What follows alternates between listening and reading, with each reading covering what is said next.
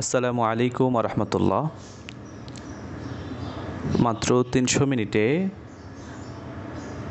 কোরআন শিক্ষার চতুর্থ পর্বে আপনাদেরকে স্বাগত জানাচ্ছি। আল্লাহ রাব্বুল আলামিন বলেছেন যে আল্লাযীনা আতাইনাহুমুল কিতাবা ইয়াতলুনাহু হাক্কা তিলাওয়াতিহি, অর্থাৎ যাদেরকে আমি এই কিতাব দান করেছি তারা তা তেলাওয়াত করে, এর হক আদায় করে। এই হক আদায়ের অর্থ হলো এর মর্মার্থ অনুধাবন করে তা নিজ জীবনে বাস্তবায়ন করা, আমল করা। এখন মর্মার্থ অনুধাবন করতে হলে, নিজ জীবনে আমল করতে হলে আগে তো সহি তেলাওয়াতটা জানতে হবে। কারণ আমরা যদি সহি তেলাওয়াত না জানি, বিশুদ্ধভাবে তেলাওয়াত করতে না পারি, তাহলে কিন্তু অর্থের বিকৃতি ঘটবে। আর অর্থের বিকৃতি ঘটলে আমরা তো সঠিক মর্মার্থতা অনুধাবন করতে পারবো না। এজন্যে বিশুদ্ধ তেলাওয়াতের বিকল্প নেই। অবশ্যই বিশুদ্ধ তেলাওয়াত জানতে হবে, অবশ্যই বিশুদ্ধ সহি তারতিলের সাথে তেলাওয়াত করতে হবে। এটা আল্লাহ তাআলার হুকুম, আল্লাহ তাআলার নির্দেশ। আমরা এজন্যে একটু সহজভাবে উপস্থাপন করার চেষ্টা করছি, যাতে করে খুব সহজেই আপনারা শিখতে পারেন। আজকে আমাদের চতুর্থ পর্বে আমরা যুক্ত হরফ বা মুরাক্কাবের শেষ অংশ দেখাবো। এটা যদি আপনারা সুন্দরভাবে শেষ করতে পারেন, তাহলে ইনশাআল্লাহ কোরআন মাজিদের পুরো কোরআন মাজিদ থেকে যে কোনো হরফ আপনারা দেখে চিনতে পারবেন এবং কোথাও ভুল হবে না। বাকে নুন, নুনকে বা বলে ফেলা, ইয়াকে তা, তাকে ইয়া বলে ফেলা, হ্যাঁ, এইভাবে মিম চিনতে না পারা, আইন চিনতে না পারা, এই ধরনের সমস্যাগুলো আর থাকবে না ইনশাআল্লাহ তাআলা। তো চলুন আমরা তাহলে শুরু করি। প্রথমে আপনারা নিজে নিজে একটু চেষ্টা করবেন যেগুলো বলতে পারেন কি না। এরপর দেখুন আমি বলছি, আমার সাথে আপনারা বলতে পারেন।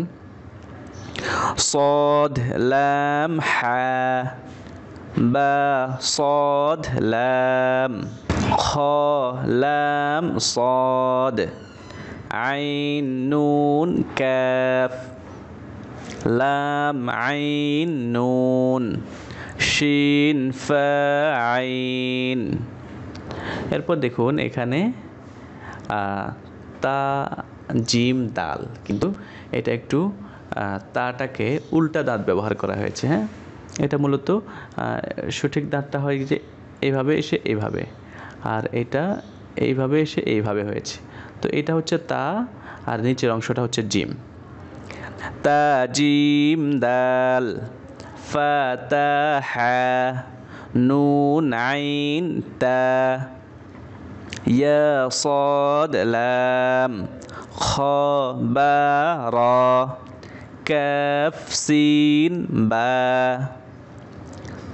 সিন আইন দাল ইয়া সিন র নুন ফা সিন ত লাম বা মিম ত র। দেখেন ত মোটা, র মোটা করে বলতে হবে। মিম ত র হা বা ত আইন লাম মিম বা আইন দাল শিন জিম আইন কফ লাম মিম আইন কফ লাম আইন লাম কফ হা লাম কাফ সিন হা মিম। এই যে হা দেখেন এক এক জায়গায় এক এক স্টাইল, কিন্তু হায়ের এটা একটু খেয়াল রাখতে হবে। হ্যাঁ, হাটা কয়েক স্টাইলে লেখা হয়। সিন হা মিম সিন ফা হা কাফ নুন তা সিন কাফ নুন বদ হা কাফ। এখানে শুধু যুক্ত হরফ চেনাটাও কিন্তু মূল উদ্দেশ্য না, পাশাপাশি সঠিক উচ্চারণটাও কিন্তু হরফের আয়ত্ত করে ফেলতে হবে। এর মাঝেই আমরা কিন্তু প্রতিটা হরফ যেটা মোটা ওটাকে মোটা করে বলছি, এবং যেটা যেই জায়গা থেকে উচ্চারণ সেটা সেই জায়গা থেকে উচ্চারণ করছি। এই শুনে শুনে সঠিক উচ্চারণটা আয়ত্ত করাটা জরুরি। আমরা যে মাখরাজ মুখস্থ করি, মাখরাজ মুখস্থ করে অধিকাংশ ক্ষেত্রেই কিন্তু আমরা সেটা কাজে লাগাতে পারি না।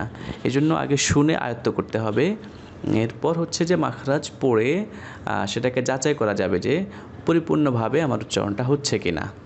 তো চলুন এবার আমাদের 4 হরফ এর সংযুক্ত বা মুরাক্কাব এসেছে।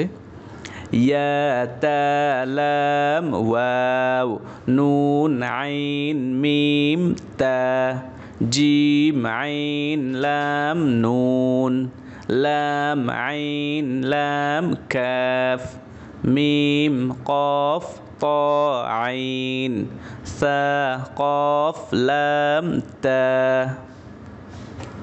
এরপর দেখুন এখানে 5 হরফ এর সংযুক্ত দেখা যাচ্ছে এই লাইনে। ইয়া নুন কফ লাম বা তা বদ লাম ইয়া লাম ইয়া তা কাফ লাম মিম। এখানে যে এটা হলো কাফ, হ্যাঁ এটা কাফ, এটা আর এটা লাম, আর এখানে দেখেন তা এটা আর এটা মিম। হ্যাঁ দুইটা স্টাইলটা অনেক সুন্দর, এগুলো একটু দেখে নিতে হবে ভালোভাবে।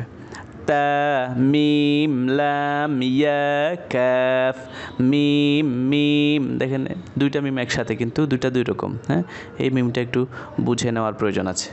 মিম মিম তা হা নুন। এবার আরও হরফ বেড়েছে, যুক্ত হরফ এখানে দেখতে পাচ্ছি 6টা হরফ, এভাবে 6 7 8 9 10 পর্যন্ত কিন্তু চলে আসবে। হ্যাঁ চলুন আমরা এগুলো প্র্যাকটিস করে ফেলি। লাম ফা সিন কফ ইয়া নুন ফা আইন কাফ মিম ইয়া সিন তা ইয়া কফ নুন লাম লাম মিম তা কফ ইয়া নুন। এরপর দেখুন উল্টা দাঁতের উপরে এক নুক্তা দিয়ে নুন বানানো হয়েছে। নুন জিম আইন লাম হা মিম আলিফ লাম লাম আইন লাম মিম ইয়া নুন। এটা অনেক সময় আমাদের বুঝতে অসুবিধা হয়, এই যে মিমটা, হ্যাঁ এখানে জাস্ট এইভাবে টেনে এনে একটু মোটা করে দেওয়া হয়েছে, এখানে এটা মিম হয়ে গেছে, এটা একটু খেয়াল রাখা চাই।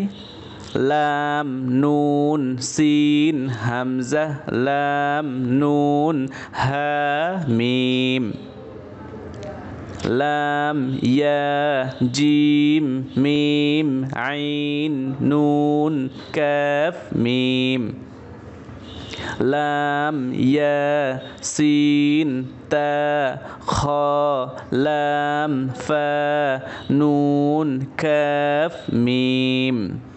এখানে দেখেন সিন তা খ, হ্যাঁ এই সিনের 3 দাঁত, এরপরে উপর দিকে তুলে এটাকে একটা দাঁত বানিয়ে এখানে 2টা নুক্তা দিয়ে তা বানানো হয়েছে, আর নিচে এটা খ, এরপর লাম।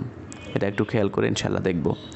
মিম সিন তা বদ আইন ফা ইয়া নুন। আলহামদুলিল্লাহ আমরা আমাদের চতুর্থ পর্বে এসে 3 অক্ষর থেকে শুরু করে একেবারে 10 অক্ষর পর্যন্ত, অর্থাৎ 3 হরফ থেকে 10 হরফ পর্যন্ত কীভাবে মোরাক্কাব হয়ে আসে, সংযুক্ত হয়ে আসে, সেটা প্র্যাকটিস করলাম। এখন এই প্র্যাকটিসের ভেতর কিন্তু আমাদেরকে যে মোটা হরফগুলো, পাতলা হরফগুলো, কোনটা চিকন, কোনটা মোটা, কোনটা কোন জায়গা থেকে উচ্চারণ হয়, কোনটাতে বাতাস বের হয়, এগুলো প্র্যাকটিস করে ফেলতে হবে। হ্যাঁ মোটা হরফগুলো মনে রাখতে হবে, সদ, দদ, ত, য, গইন, খ, কফ, এগুলোকে কিন্তু আয়ত্তে রাখতে হবে। আল্লাহ রাব্বুল আলামিন আমাদেরকে সহজ করে দিন এবং আমরা যেন ভালোভাবে প্র্যাকটিস করে কোরআনে কারীম সহিভাবে পড়ার উপক্রম হতে পারি এবং সেটা আমাদের বাস্তব জীবনেও ধারণ করতে পারি, সেই তৌফিক দান করুন। সবাইকে অসংখ্য শুকরিয়া। পরবর্তী পর্ব দেখার আমন্ত্রণ জানিয়ে আজকের জন্য এখানে শেষ করছি। সুবহানাকাল্লাহুম্মা ওয়া বিহামদিকা আশহাদু আল্লা ইলাহা ইল্লা আনতা আস্তাগফিরুকা ওয়া আতুবু ইলাইক। আসসালামু আলাইকুম ওয়া রাহমাতুল্লাহি ওয়া বারাকাতুহু।